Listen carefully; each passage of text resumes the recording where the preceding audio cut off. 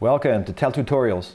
In this video, I'll show you how to create a storytelling circle to easily share your stories with family members. So let's load up the app, and here we're in the Narrate section by default.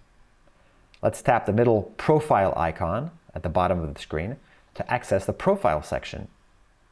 And now let's tap the Create First Circle button to create a circle, a group of people that we can easily share stories with.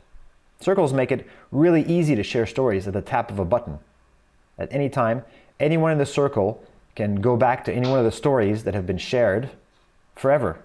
You can always edit and change your circles at any time.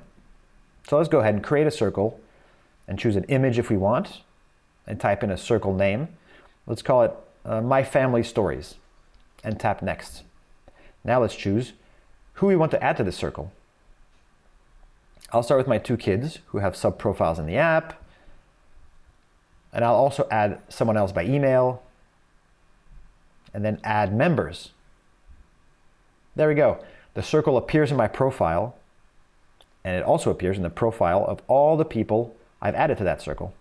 If I ever want to manage members, add people, remove members, I can tap on the circle.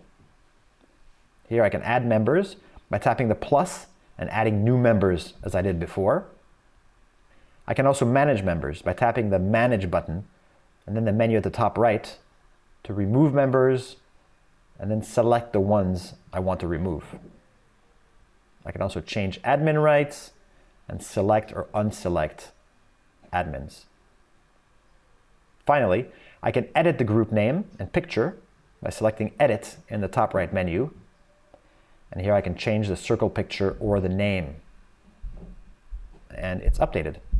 In the next video, I'll show you how to share a story with others, including sharing to circles. This part's really exciting. So make sure you subscribe to this channel for more tutorials.